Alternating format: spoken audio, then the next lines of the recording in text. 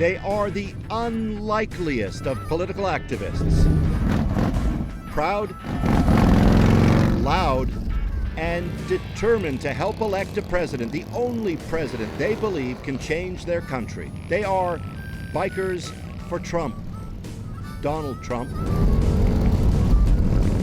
On the road in Myrtle Beach, South Carolina, ahead of Saturday's primary, to go see a candidate who has inexplicably inspired all kinds to get out there and get political for Trump. Why?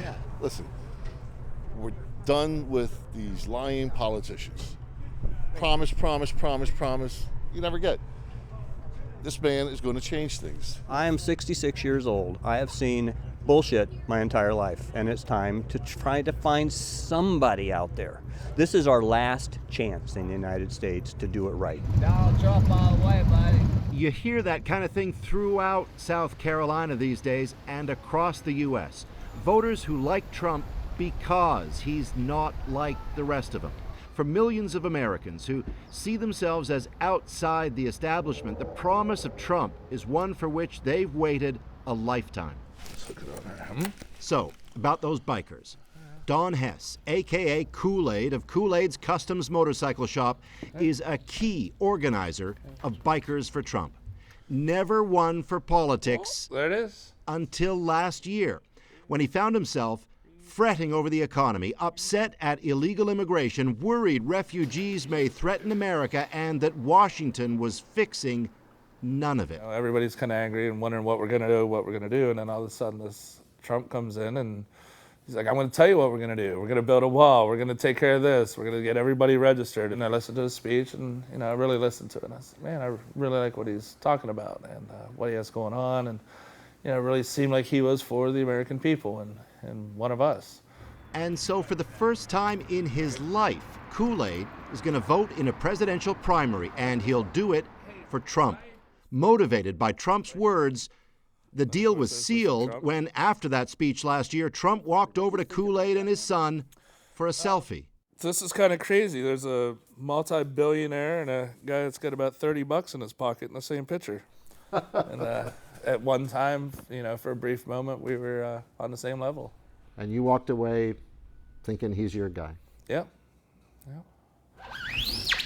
Kool-Aid's bike shop now makes other custom T-shirts to boot. Yup, that's a Trump tie. That is awesome. I love it. Trump's political success lies in inspiring outsiders like Kool-Aid to join in. He now rallies others to the cause and has become an activist. Ink, beard, bikes, and all. And, we'll do whatever it takes to make sure he's in here. Either, join us or sit on the sidelines and watch our country go to shit. Sorry about that, but that's it. He's a river, he's a rock, he's everything. Now jump way over to the other side of South Carolina, a state rich in imagery of another time in America. See, the world ain't got it. The world ain't got it. Where even in deeply Christian conservative Greenville, there are countless now carrying fresh symbols of what may be to come. Here, too, the Trump phenomenon flourishes. But equally, it has people worried. What if he actually wins? Now guess what? Everybody praise his name. Good morning. It's 7:05. Good to have you with us on Christian Talk 660. Christian Worldview Today is coming your way. Early morning in suburban Greenville. New CNN poll of South Carolina shows Donald Trump with an it says a broad lead. If this polling data is correct, it's going to be, I don't see Trump not winning South Carolina. Up and at him first thing on Christian Talk Radio, host Tony Beam, a Trump opponent, spars with regular listener and Trump supporter Barry Chisholm. Our good friend Barry. Good morning, Barry. How are you doing? Good, Tony. How you doing? The hot topic? What do you think?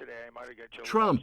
And in this campaign, for whatever reason, Barry, it has brought out emotions and feelings and responses that I think normally people would not allow to get loose. People do personal attacks on him, that's fine. Yeah. But I don't hear too many attacks on his agenda. I happen to agree with his agenda. And I'm at the point, you know what?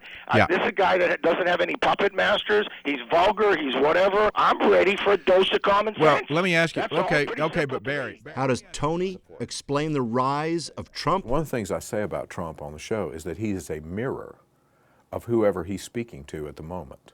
He reflects that person back to themselves, and he does that better than anybody I've ever seen. Even if Trump gives few specifics on how he'd actually do what he promises, says Tony, it acts to reinforce that voter anger. In a sense, they throw in the towel and just want chaos, blow the whole place up. The how and the why cause their eyes to glaze over. And so the sizzle is what sells. Add everything up, and a President Trump, he says, is a threat. That to take a chance on not knowing what set of values will drive the person who sits in the White House and becomes the most powerful person in the world is a very dangerous place to be. If you keep voting for them, then you're enabling them. You're enabling them to keep lying to you. So I don't look at it as a revenge vote. I look at it as tough love. It's over, Remember buddy. Barry, Tough the love. listener who called in on That's Tony's enough. show? That's him in the passenger seat with son David. Full speed ahead for the Trump train. Both strong Trump backers are heading off to work. All right, let's see what they got done today. They sell insurance and manage properties in Greenville and, you guessed it, are sick and tired of the same old in faraway Washington. I like to say I'm fed up, okay? I don't know if that sounds better than being angry, because I'm really, I love America. I have hope for America. I'm fed up. As Barry sees it, those who dismiss Trump as vulgar, ill-prepared, or unsuitable for the White House miss the whole point of Trump's appeal. There's no perfect candidate, okay? There's no perfect candidate. And so, yeah, is some of the baggage that Trump has, you wish he wouldn't say it, but that goes back to the fact that he's not a politician. And some of the things that people say, he disparages women or whatever, he's an equal opportunity basher. He says stuff about men just like he does about women. That's not my cup of tea. But the thing is, he's not changing just because he's not morphing into something he's not, which politicians do, by the way. They fake it and they'll be anything you want him to be. I'd rather have a guy that swears and does the right thing than have a guy that talks polite in front of the camera and then backstabs the country at every turn. If the head of the pack makes it through the light, the pack makes it through the light. Don't get split up. Stop. Keep it going. Back at Kool-Aid's bike shop, it's the day before the South Carolina primary. And they're getting set for that ride. These bikers are as authentic as it comes. Engaged voters who represent a new political force in America, one that old-school politicians can ignore at their peril. They ride for a candidate who speaks to an America that believes it has gone unheard until now. Yeah! Woo! Oh, yeah! Gathering eventually at the local Trump headquarters, hoping for another glimpse of their guy. And as ever, Thank you, Donald! Trump, when he arrives for meetings, does not disappoint. Thank you. You got to vote tomorrow, everybody. Right on. You're in! You're in! Make America great again. Amen! Trump! Trump! Trump! Trump! The bikers, man. Amen! Leaving the bikers, already impressed, pumped, and ready for more. Build that wall! Build that wall! Build that wall! Build that wall! You think I'm kidding? No, we don't. That's why we're here. And keep in mind that for all the bikers in Myrtle Beach and beyond, they are far from alone. At a Trump rally on that last day before the primary, the bikers turn out, and so does a mega crowd. Who cares what the world thinks? They stand together for their new America. Though for Trump's detractors, it all brings a kind of unease. Because when has anybody made a really good decision that they made in anger? That's what I think. But for his supporters, it's an ever more certain sense their time has finally come. But Donald Trump is not an ideologue, which is not a bad thing in my opinion, because I don't need a conservative to go to Washington to fix it. We've been there and tried that, and they've done nothing. So I just need someone who's got common sense and a backbone. It's not wrong to stand up for what you believe in.